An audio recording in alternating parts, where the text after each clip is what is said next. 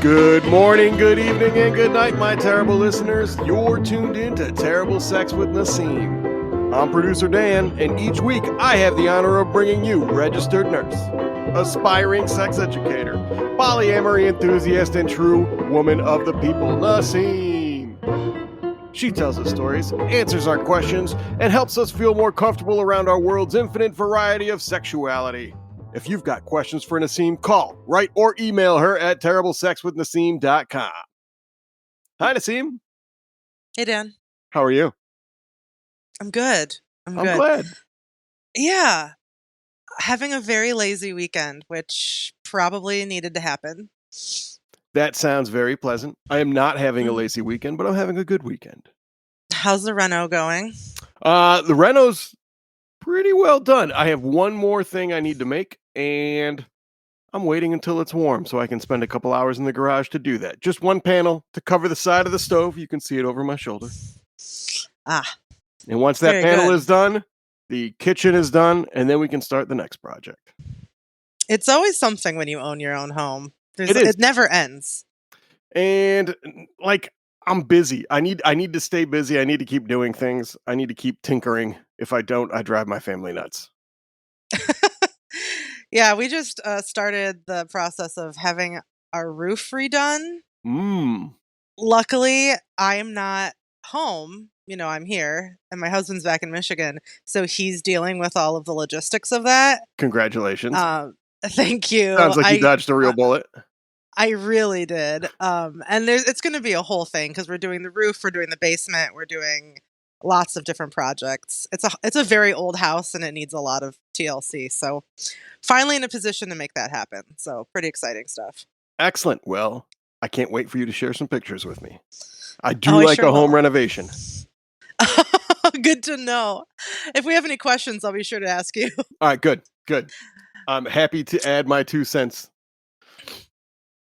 So one thing I was really disappointed about this weekend, I have to say. Is it me? It's never you. Kinky College is this weekend in Chicago. What's Kinky College? Kinky College is a BDSM and kink convention that is put on by, I'm not going to say because I don't know exactly, but it's a bunch of different leather and BDSM communities in the area. And is it like a convention? It's a convention. So they do classes during the day where you can learn about different things such as polyamory, rope play, negotiation, consent, things like that. All the good things. All the good things that help everybody. Yeah, exactly. And then, so there's classes during the day, and then there's play parties at night where you can go and you can observe and you can participate and ask questions and things like that. There's lots of security there, from my understanding. I have never gone to one of these events, but a friend of mine that I met on TikTok, she is going. She's there this weekend, and she was telling me about it. And I had planned on going, but I thought I had to work this weekend, so I didn't buy tickets. And then it turns out I didn't have to work this weekend. Oh, and by the time I went to get the tickets, they were sold out. Well, so next time you should live stream from Kinky College. And if anybody's trying to look up Kinky College, that's Kinky College with 2 Ks. That college is spelled with a K. KinkyCollege.com. And I won't be able to live stream because for security purposes, no phones or cameras allowed. That makes perfect sense. Yeah, it's all about safety in the kink community. So that's the big disappointment. But I'm really looking forward to hearing about how it went for my friend. I'll be kind of perusing the kink communities and circles that I dabble in and see if anyone's talking about it. I'm very interested. Let's get your friend on the show. I would really love to get her. That would be awesome. Let's do that. Yes. And she told me that she has some stories. So awesome. Yeah, I'll have to pick her brain a little bit more. But so that's the excitement that I am missing this weekend, aside from hanging out with my friend Dan on the podcast. Well, I'm no Kinky College, but we can still have a nice time. Yeah. And there are different conventions and similar events that happen all over the country. Back in November in New Hampshire, there was Kinky Con. And Is that that's a also very with the popular. K? I don't believe so. The Kinky is spelled with a K, but that's a very popular event. That might be the biggest one in the country. I'm not sure. And then you can always look up, like on FetLife, you can look up Munches, which are a non. It's a what we call a vanilla environment where people just go and have drinks or get lunch or something, and they talk about their kinks, and it's like a meet and greet, but it's not a place where you actually do any kind of playing. It's not a triple X So kind of thing. This is like a it's not PG-13 kind of thing. PG-13. You still have to be over the age of 18 to attend, but Sure. But But not to it's watch the movie more about it. sure. It's a more casual event, and it's just for people who are like-minded to get together and meet and talk and have similar interests, and it's kind of cool. And those are you'd be surprised they're in every community. So, but you can look those up on FetLife or any other social media platform that's for this kind of interest. So you don't have to live alone, you kinky terrible listeners. Exactly. Because it's really hard to kink by yourself. You can, but it's not as social. Right. Unless that's your kink. And that's Unless all that's right your too. kink. But It you all might want to meet goes. up with some people that have different ideas of things you could try by yourself. Absolutely. But that's not what we're talking about today, Dan. Okay, well, what are we talking about today? I'm going to tell you a story. I love your stories. Oh, I will eventually run out. I actually forgot about this. I was thinking all week, like, what am I going to talk about on Saturday? I have nothing to talk about on Saturday. And I was stressing out, like, oh God, I shouldn't even have a podcast. I don't even know what I'm doing. 3 episodes in and I ran out of stories. 3 episodes in and I got nothing. But then I remembered. This is episode 4. Yes, this is episode 4, and I have a 4th story to tell. This isn't necessarily terrible sex. It's just it was a wild time. So, have you ever had sex in a public place, Dan? I'm not allowed to talk about my personal life Okay. on this show. Because that's perfectly fair. That is the boundaries that my wife and I have set. And boundaries are important when we talk about relationships. She and I discussed things together and set the ground rules. And those are the rules that I'll be sticking by. Excellent. Thank you for that perfect answer. So, public sex is a thing that I had never considered before in my life, and I still don't. However, I found myself in a position about 10 years ago to engage in. Okay. And it was with a stranger. not to give away the ending, but so I was living in Michigan at the time. I had just graduated from my undergraduate degree. Mm-hmm. And my first So you're early degree, 20s now in the story? Early 20s, 22. Got it. 22? Yes. It's January. Picture it. Michigan, 2010. Lovely, snowy, cold-ass Michigan. Lovely, snowy, cold-ass Michigan. And I was moving to the West Coast. I was moving to Oregon for an internship.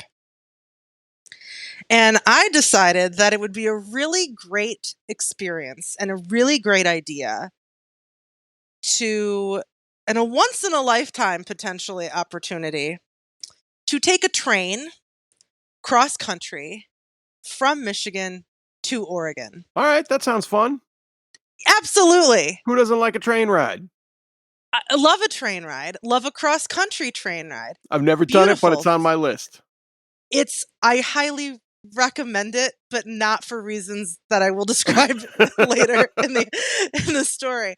But it's beautiful. I mean, you get to see the whole country. You go through mountains. They have these cars that the train cars that are fully glass, they're fully windowed, so you Yeah. can have like the most beautiful views.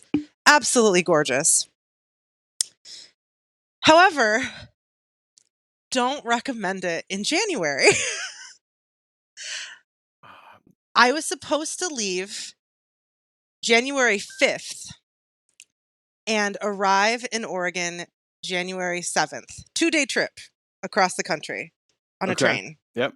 Right? I didn't arrive in Oregon until January 10th. A 2-day trip turned into a 5-day trip because of this blizzard. Oh, wow. It was a very bad winter, a very bad week of inclement winter weather. So not only did my train get delayed in Chicago, because I transferred in Chicago, but we were stuck in Nebraska. Somewhere between Lincoln and Hastings. I don't exactly know. And we were caught in this like 16-foot snowdrift on the middle of the train track where there's no civilization, it seemed like, and everyone's getting real testy on the train. We're running out of food, and it's like it was pretty great. Did you Now, have while to I'm like on start this, eating the dead? I mean, no one died, Okay. but it was just it was stressful for a lot of reasons, for a lot of people. Sure. And I'm alone on this train. I mean, I wasn't the only person on the train. I was traveling Yes. solo. I did not have an escort or a friend or anybody with me. It was just me. And I had made a couple friends on the train. What else are you going to do? What else are you going to do? You're on this train for 5 days. Everybody's losing their minds. Everybody is frustrated with what is happening and getting a little stir crazy. And you start talking to your fellow passengers, right? Like, Absolutely. Wow, man, I was supposed to, by the time I get there, I'll have to turn around and fly back. Now, are you in coach? You've just got a seat that you're assigned? Is that right? I just have a seat. Okay. Because you don't have an estate room. No, I am 22 years old and broke, so I just had a seat. But sitting in front of me were 2 men who seemed to be friends. They were acquainted. And for whatever reason, I couldn't tell you how, but we had become friendly towards one another. What do you mean for whatever reason? You were stuck in a snowbank for 5 days and you had nothing better to do. And they were sitting right in front of you. So we started talking. Yes. That is, I just explained that. And yes, that is the answer. So we're on this train and we're just chatting it up and we're watching movies together and this, that, and the other thing. Yeah. And eventually, one of the men and I start getting a little flirty.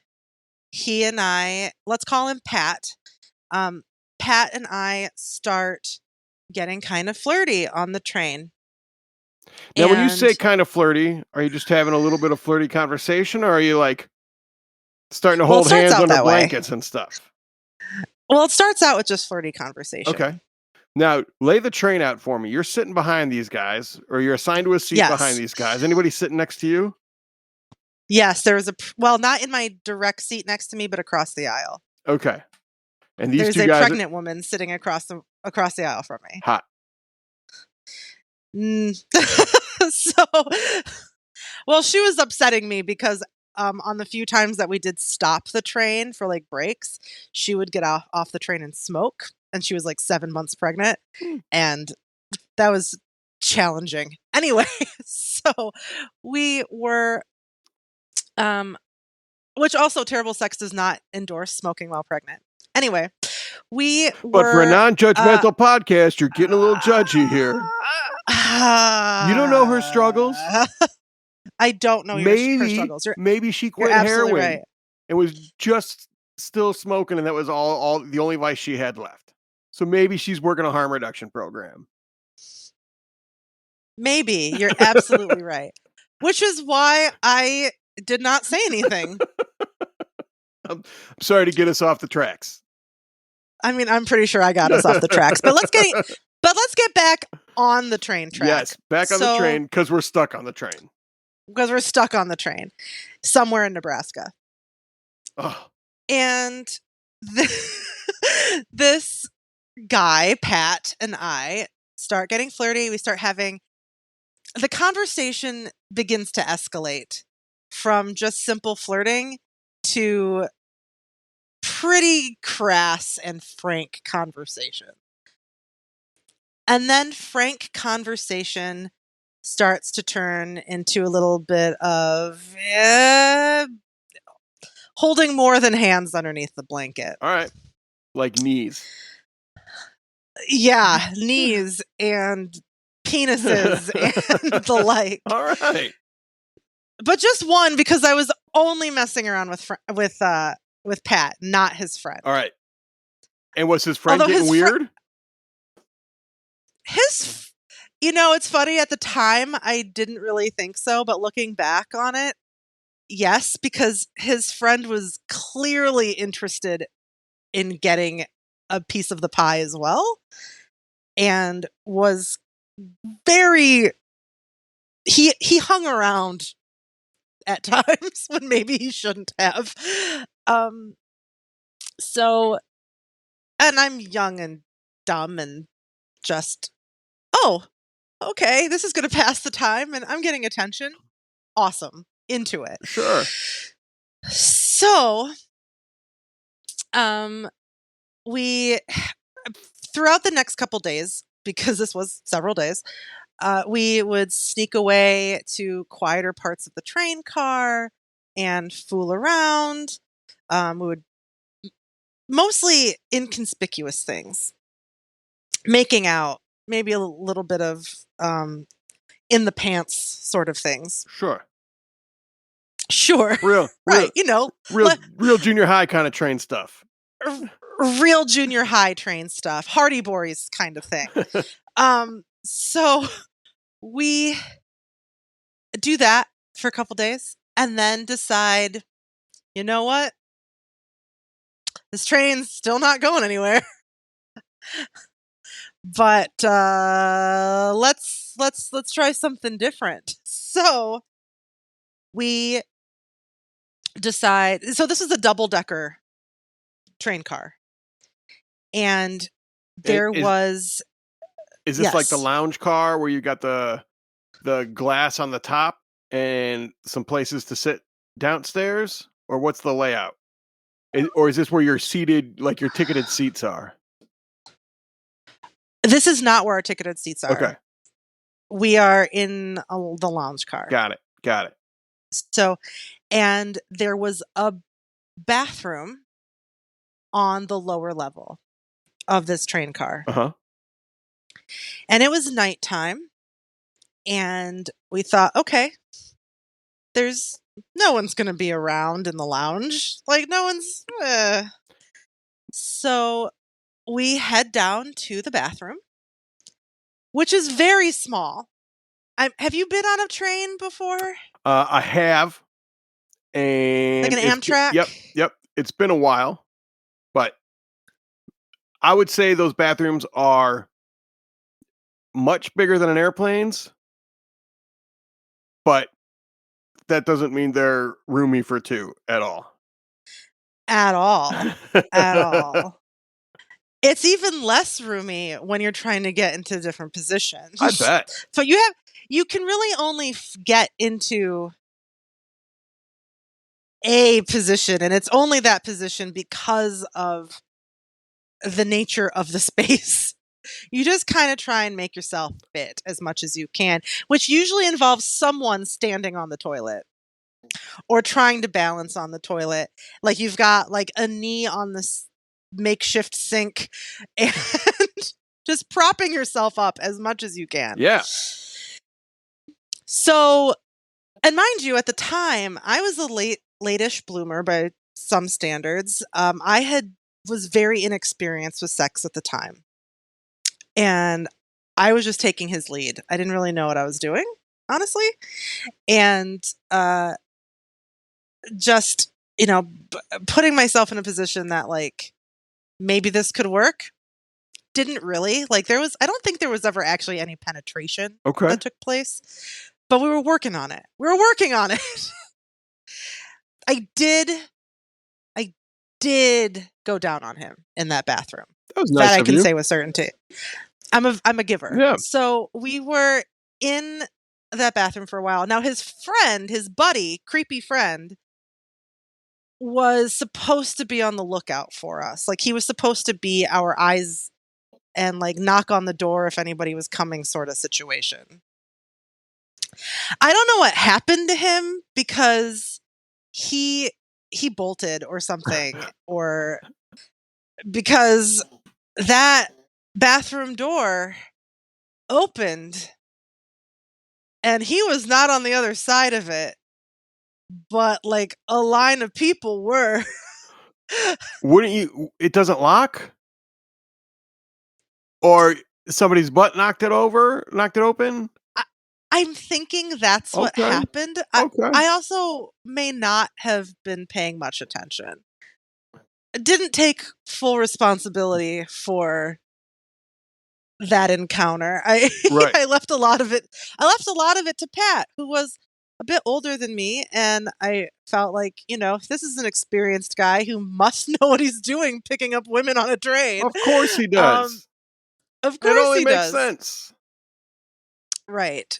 So we attempt sex in this train car bathroom, only to be not so rudely interrupted by a line of people who are just trying to use the facilities. His pants are down. My mouth is open. Like, what are you supposed to do? And luckily, though, because we were on, it's not like they could kick us off the train because we were stuck. Right. What are they going to do? What are they going to do? Just like look at us funny? Which they did. I'm sure. I was so embarrassed. I have never done anything like that before or since, in terms of public indecency. Right. Oh, and so we continued our fooling around and our goings on for the rest of the trip. It would have been two more days. I think this engagement happened day 3 of our 5-day trip. Uh-huh. So there were a few more days. He was going to a different city than I was. So he was going to a stop earlier. He was getting off the train before I was. And he gave me his phone number and he said, if you ever come this way, like, let's actually get together. Yeah. He gave me his number, and I did make it down that way. I never called him, though. The novelty had worn off at that point, and I was no longer interested. Well, it's not too late. If you ever make it there again. If I ever make, I don't know what happened to him. I don't know what happened to Pat. But I will say that, like, the horror that I imagined was on my face from being caught probably reflected similarly to the horror of the person who caught us. I imagine it was just 2 aghast people staring at each other. So tell me what happened right after that. So the door swings open. Your mouth is close by someone's parts and his butt's showing to everybody. That's how I imagine it. Door swings open. Yeah, that's pretty. You move off to the side, see the door open, move up, make eye contact with someone, and then Then what happens? Do you reach over and close the door? Does he pull up his pants? Does everyone say, "Excuse me," and you vacate the restroom? What happens after that moment that you made eye contact? I hid my head. I, like, tried to make myself as small as possible, which is hard to do because I'm not a small person. So, It's tough to I get try to smaller than make a person in a bathroom, in a small bathroom. You can't Right. get much smaller than that. No. So I try to get as small as I can, Uh-huh. and I bolted. I don't know what happened behind me. I don't know what happened to Pat, his pants. I just got the fuck out of there and, went to my seat where I covered myself with my jacket and pretended to sleep the rest of the night. Alright. Yeah, And you yeah, didn't even yeah. like, Pat came back to his chair eventually. Pat's buddy Yeah, went eventually somewhere. Yeah, fuck his buddy, man. I think you He had he had one job. one job. He had one job, and it was to protect and my dignity. No, the only person whose job it was to protect my dignity was me, and I failed. So, Well, I failed at that too. but that was an interesting moment An in interesting moment, but my I'm very glad that that wasn't the end. I'm glad that you and old Pat gave it a couple more tries or had some more enjoyable times while you were stuck. I'm glad you just didn't have 2 awkward days after that while stuck in the snow and now had no friends on the train. I will say that the frequency in which we talked, like, uh, significantly diminished after that encounter. We did talk. We did, I think, make out a couple more times, but it was not like attached to the hip like we had been the previous 2 days. Well, A traumatic uh, I'm sure Pat's friend felt better about that because I think he was probably getting lonely. He probably was getting a little lonely. He wanted his friend Pat back. Or a hand job, one of the 2. He probably wanted a hand job, probably from me. And I wasn't going to give it to him. I had no interest. And in retrospect, I really had no interest in either of them, not even Pat. Man, weird things But happen when you're stuck with a small group of people for a long period of time. it really does. I mean, I can understand how, like Lord of the Flies, Right. like it makes sense now. 4 That more was my Lord of the Flies 4 more days moment. on that train and you guys would have been working on, like, rebuilding the population. Oh, possibly. What else you gonna do? Yeah. Life's What gotta else go are you gonna on. do? You know the movie Snowpiercer? No. When that movie came out, oh god, it's Chris Evans. There's been this it's environmental dystopian film where there's there was global warming and some scientists shot some stuff into the clouds to make it cool down, but it backfired, and so then the world went into global freezing. Oh, And so no. all of humanity loaded up onto a train that is just like cycling around the world, and every train car is like a different class of person. So it's very and so This like movie the front sounds of the so bad. the front of the car, like the trains in the front are like the elite and the aristocracy, and then the cars in the back of the train are like the poor people and the impoverished. And Chris Evans works his way from the back, spoiler alert, to the front, and crazy shit happens along the way. And I am not great at explaining movies, so if you've seen this movie, listener, and I'm doing a terrible job, I know. So, but it's actually a really good movie. It is. It was quite We're gonna enjoyable. do another I spin-off like. podcast called Terrible Movies with Naseem, where she takes great movies and then describes them and makes them sound fucking terrible. Yes, that actually is my next podcast. So, we so but when that movie came out, I immediately thought of my train ride to Oregon. How could you not? I was like, oh, I lived Snowpiercer. So yeah. Awesome. They turned yeah. So that's my sexy train ride for you. That is better than any train story I've ever heard. Do you hear a lot of train stories, Dan? Well, I spent a good portion of my early 20s riding public transportation all hours of the night here in the lovely city of Chicago, and I've got some train stories. That 2 a.m. and 4 a.m. train rides provide for some entertainment, but I have never had bathroom sex or experienced anyone trying to have bathroom sex whilst I was waiting in line for a restroom on a train. So, hell of a story. Thanks. It was a hell of a time. Oh, Pat, if you're listening to this, I don't remember if that's your real name or not. I don't think it is. I hope you're doing well, bud. Yeah, Pat, drop us a line at terriblesexwithnaseem.com. All right. Well, with that, let's read some listener questions. Let's. All right, you ready for these? I'm ready. As ready as I'll ever be. Okay. Yes. Okay. Woo! Here we go. Hi, Naseem. I can't last lying down, but take forever standing up. When my girlfriend and I are having sex, when we are lying on our bed, either her on top of me or me lying on top of her, I come in like 3 strokes. But when I stand up or I'm in any upright position, she comes twice and I don't. Any explanation? Physiology and anatomy.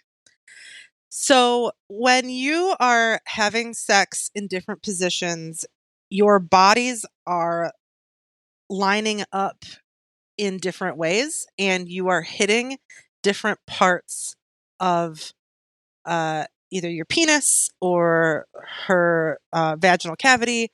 And so there are going to be parts of your body that are going to be feeling different effects at different times and in different positions.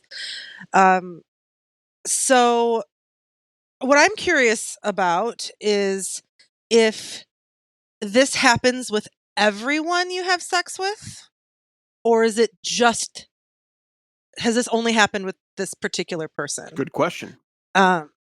Because it could be an anatomy thing where if you're standing up and having sex with her, you can't come for whatever reason, whether it's the angle of her underneath you, or if it's maybe a mental thing.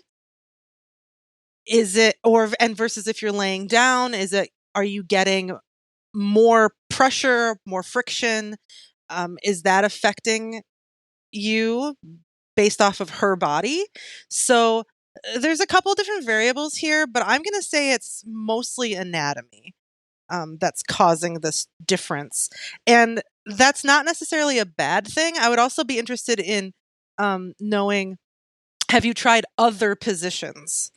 Such as, you said when she's on top. Well, what about is she always facing you when she's on top? What if it's reverse cowgirl? Does that change? Well, because those two... If I might correct you, and I don't like to correct you, Naseem, but they do say either her on top or me lying on her. So when this individual sounds male, I assume, either girlfriend on top or this individual on top, if they're in a laying down position, can't last. They come quickly. He comes quickly. This individual, it's got to be a dude, right? Coming quickly. I would guess, but a penis haver, I would assume from the way it's written. From the way it's written, but who knows? Everybody can come. Most people can come. I'm going to delete that. I was going to say you're really backing yourself up into a corner there, bud. I was just sitting back and waiting. That's probably smart of you to just let me fuck my own words up. But what really stands out to me is like, this is a reasonable question, but I hope this isn't perceived as a problem. Because I don't think it's a problem Very at all. good point. Very good point. No, it may be a problem if you don't want to last forever, or if you don't want to come quickly. But it sounds like you work the two of them together to be the perfect lover. Sure. Listen to your partner. You have lots of options. Right, listen to your partner. If she wants to keep going, then you know the position to be in to make that happen. She's coming twice and you don't at all. Great. She could keep going 3, 4, 5 times. She can come if that's what she wants. And then when you're ready to finish, flip on over, lay on down, switch a position. This goes back to our previous conversation last week about, maybe getting her to finish first. Yeah. And then you can go into it and do what you need to do to get off. And experiment with different positions. There's more than 4 positions. There are lots of great books out there. There are. Naseem's going to draw some pictures for me. We'll post them on the website. I will not, because I cannot draw. But there are lots of different positions out there. Using props such as like pillows to prop up her pelvis. So if you're doing like doggy style and you're laying down on top of her, and if that is creating too much of a too much friction and you're getting off too quickly, try like lifting her hips up more to sort of simulate what it would be like to be standing. There you go. If that makes any sense. Or if you're in a train bathroom, try putting your knee up on top of the sink, and put your other put your other leg up on the toilet. It's a lot of things you could try. There are a lot of things you can try. I recommend doing a little bit of research. This does not count as research. And just experimenting. Also, try watching porn. I'm a big proponent of watching porn with your partner, and seeing what else is out there that you may want to try. So go forth and experiment consensually. And communicate. That's the podcast, right? Right. Every week we could just wrap up all the questions with talk, communicate, listen. But that's the pillar of great sex. True. The pillar of any good sex is communication. Good relationship, communication. You're right. I'm always right, Dan. It's your podcast. Hi, Naseem. My wife and I are trying to do things to keep it fresh in the bedroom. It's going well. Lots of role play to act like different people with different personalities. Quite fun. Love it. Here is the question. She despises cum. Grosses her out a bit. Never get to finish in her mouth. Never on her face. Occasionally on her. I've been cleaning it up for 22 years, so it doesn't bother me at all. Even licked it cleaning up from time to time. But my question is, should I try to eat the cream pie in order to keep the momentum for a second round? I think it would be hot and may turn her on, or it could backfire and gross her out. Should I ask before we start? Ask after I finish? I appreciate you reading this as I've only been a listener for a couple of weeks now. Thank you in advance for any advice and insight. I will let you know how she reacts. Well, thank you so much.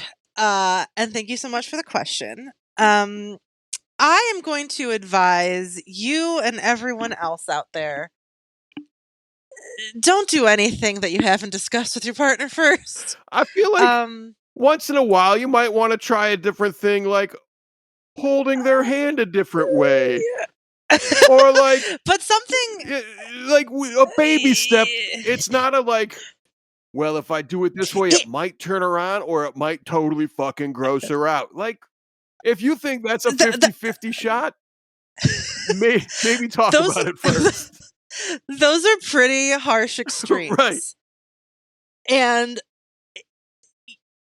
that's a big risk you're willing to take, and I say don't. I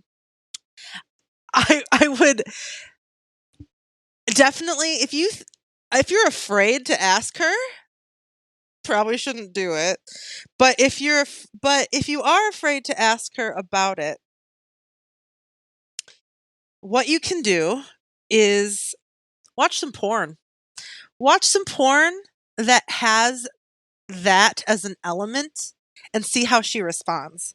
See, like, does it gross her out? Does she have any kind of response whatsoever, positive or negative or neutral? And you can gauge what to do yourself based off of how she reacts to watching that. That's With actually some really good advice.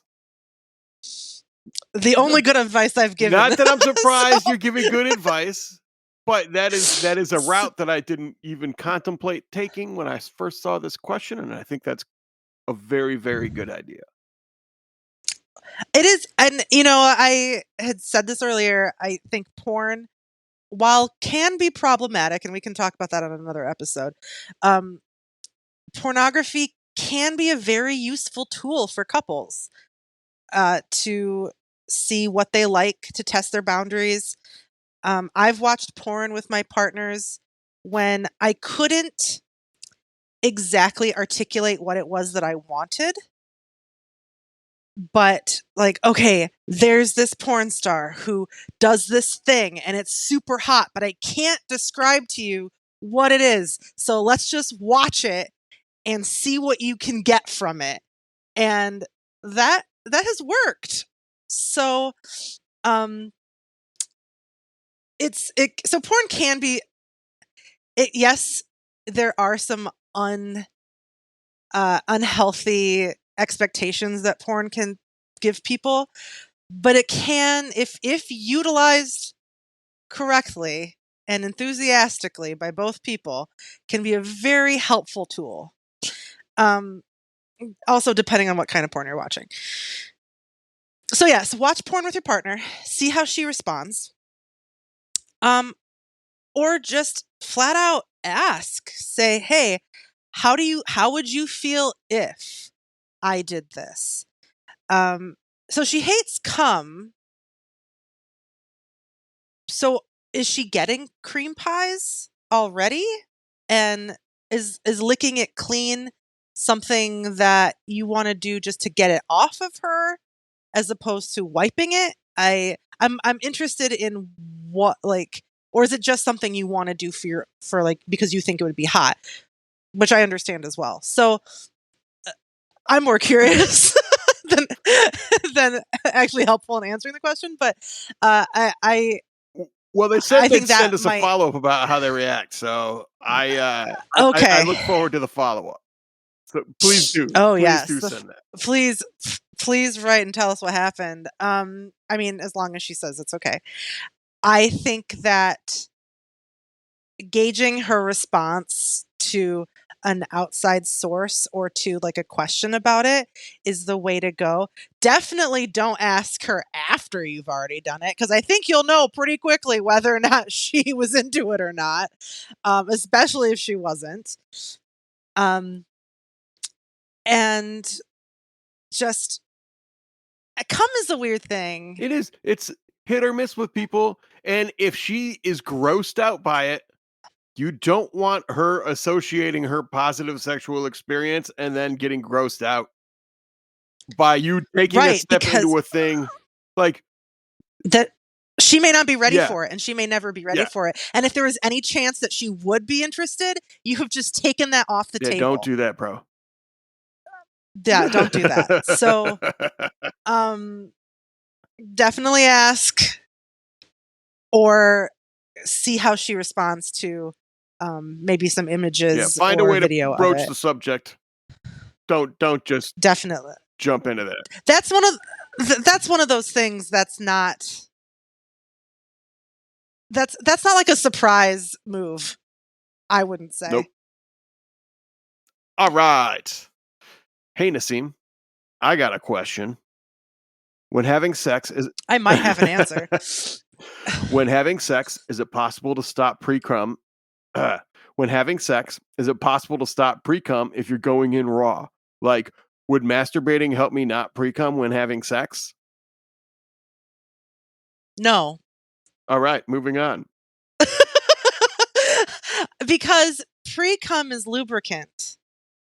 It's what it's there before actual semen, and it's one one comes with the other. It's and masturbating, if you're trying to masturbate to like delay, some people will masturbate to delay pre-ejaculation, so you don't ejaculate early or too soon. But masturbating is not going to, all it is going to do is just delay the inevitable, and the inevitable is you are going to have pre-cum. You're going to have pre-ejaculate. And I can only assume, I don't know why this question would be happening without, it sounds to me like they want to make sure they're not going to get anybody pregnant. Use a condom. That's how I'm reading that. Like, I want to have raw sex, but I know pre-cum has sperm in it, so if I masturbate before I go in raw, then maybe I won't have pre-cum, and then I won't get anybody pregnant. It sounds like a lot of fucking convoluted thinking to avoid wearing the mental a condom. gymnastics. Right. Yeah, there's a lot of mental gymnastics. I also do want to say, pre-cum, pre-ejaculate does not only have sperm in it.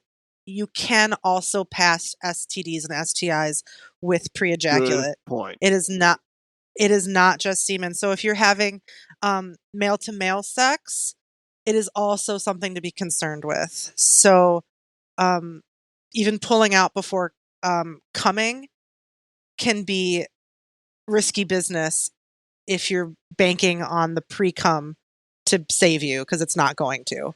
So just be aware and be safe. Uh-oh, Naseem. Uh-oh, Dan. Nope, not from me. New letter. Uh-oh, Naseem. I shaved down there today, and the hair near my asshole is so prickly now that it keeps irritating that area. What do I do? Oh, it is the worst, isn't it?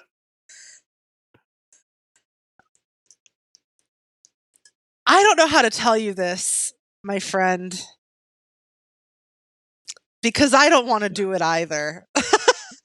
But you're going to have to get waxed. Shaving is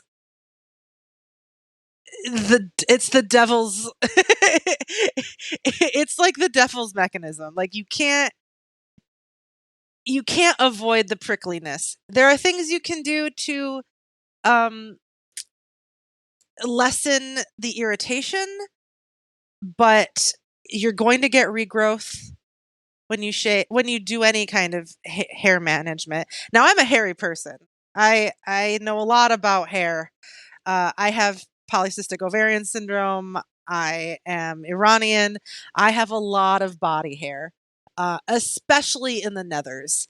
And so I know something about, from personal experience, about some body hair management. And it's a real pain in the ass, pun intended. So what you can do is make sure that you are, one, definitely, if you're shaving dry, you need help. Like, do not shave dry. You've already lost. You've already lost the battle. Don't even bother. So what you want to do is make sure that you're nice and supple. So you've been soaking either in a bath or you've taken a shower, and so I always shave last, because it means that my body is like warm. I've gotten enough blood flow through my system. My skin has been moisturized as much as possible, or hydrated as much as possible. And then you want to, some people will say to exfoliate, exfoliating your like sensitive skin areas, such as your anus or your bikini. That I say don't do it because that skin is very sensitive and very porous, and there's a lot of blood vessels. So exfoliation can be kind of more irritating. Um, if it's just your legs, yeah, you can exfoliate, but like with a like an apricot scrub or even just a warm, wet towel, just to like scrub, like get the dead skin cells off and kind of wake up the hair follicles, get them, because that will avoid ingrown hairs. Because your real problem at this point is ingrown hair. That's what's really going to cause a lot of issues later on too, with like the irritation and the itchiness. So Dan is like so dead silent on the I'm other zoning side. out on this one. So you want to get yourself nice and hydrated, nice and supple. Use a good body butter or a moisturizer. Some people will shave with moisturizer as opposed to like a shaving cream. I actually would say avoid any kind of like shaving foam, like your Barbasols of the world.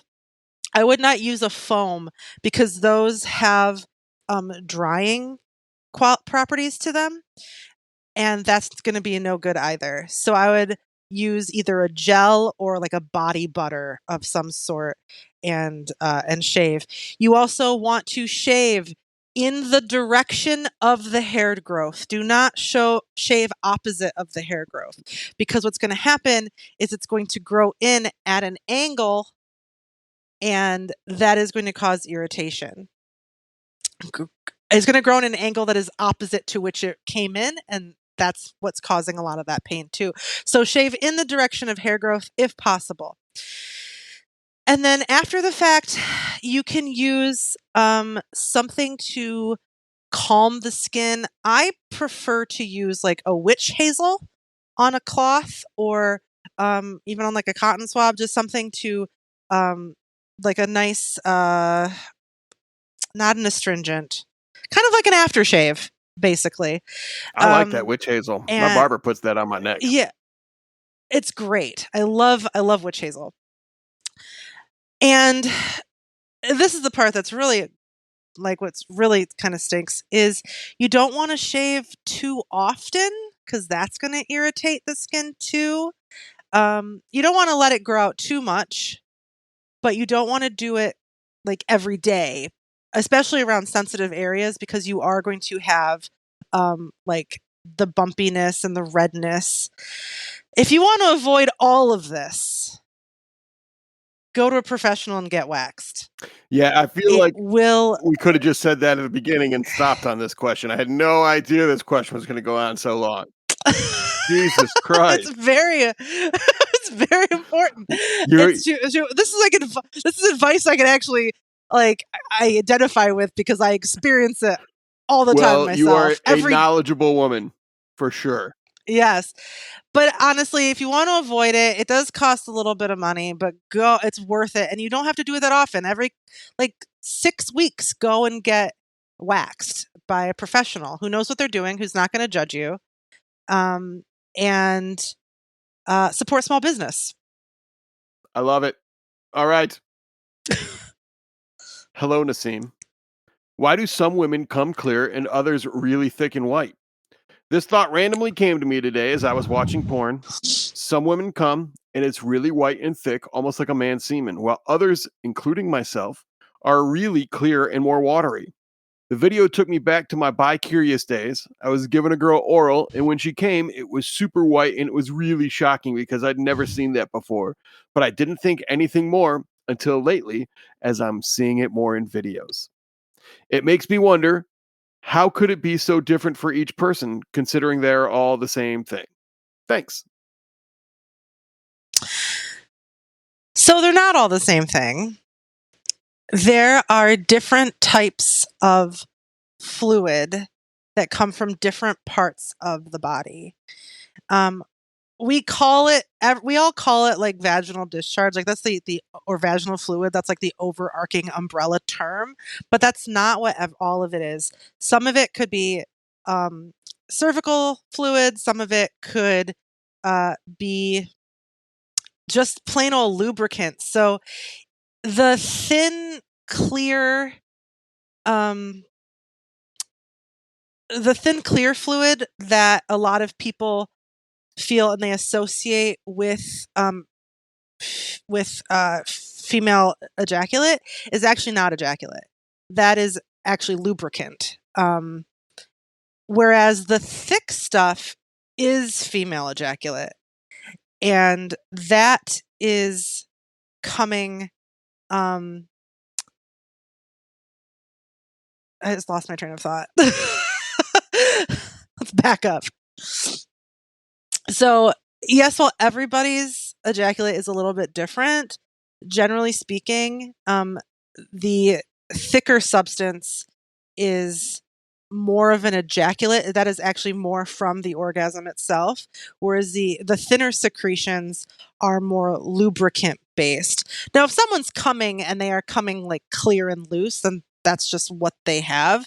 And again, this goes back to like a cum conversation with male ejaculate that we had at the beginning in episode 1, that it could depend on hydration. It could also have to do with genetics, with hormones, especially with women. The amount of estrogen and progesterone in your body determines how thick or thin your secretions are. And also, there's a lot going on in there. Not all these fluids are coming from like one tube. There's a lot of things happening in the body, in that portion of a woman's body. I assume this is me speculating. You're right, though, because a lot of female fluid, not a lot of, but there is female fluid that does come out during sex. There is urine involved there too. So like when people say that they squirt, a fair portion of that fluid is actually urine. And there's not a lot of research, shockingly, there's not a lot of research about female ejaculation and about female secretions and fluids during sex. So scientists, doctors don't know everything about what is really going on during the female orgasm. It's still a little bit of a mystery. Tell me about it. So I think I would equate this with, you see a spot on your driveway underneath your car after you had your car parked there. Somebody's going to say, hey, your car's leaking. You'll say, yeah, thanks, my car's leaking. But you don't know where that car's leaking from. It could be tranny fluid. That could be engine oil. That could be the drain line from your air conditioner. There's all kinds of fluids going on in your car that might be dropping into that one spot. So keep that in mind. Keep that in mind. Also, it's important to note not just the consistency, but also, does the fluid have a malodorous smell or taste? If it smells, now it's going to smell like vagina, but is there something obviously off about this fluid, especially if it's changed over time within the same person? Where are they in their menstrual cycle? If they have a menstrual cycle,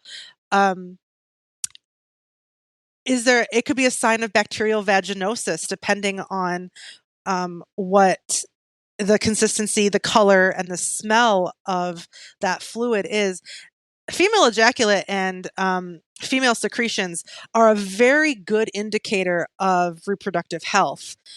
And so, as a partner, it's good practice to pay attention to those secretions and let your partner know, hey, your cum like doesn't smell right today.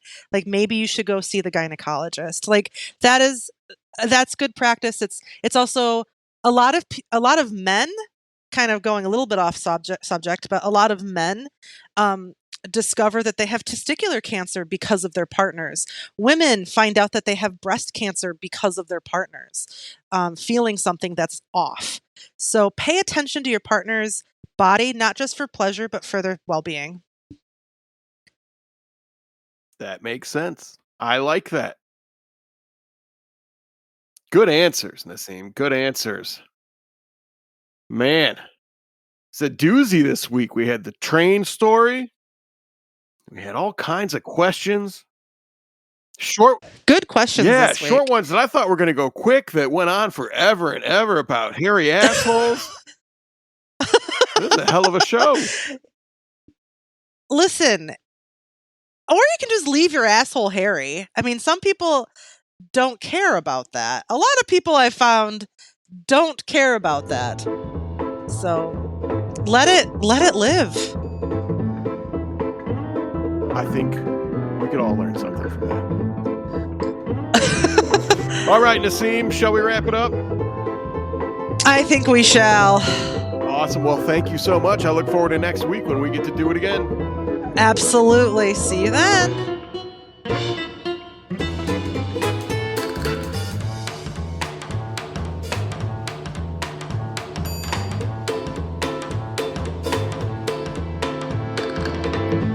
Naseem wants all her terrible listeners to know that although she is a medical professional, she is not your medical professional. This podcast is not medical advice. If you want medical advice, please seek out your very own healthcare provider. Terrible Sex with Naseem is part of the Terrible Podcast Network.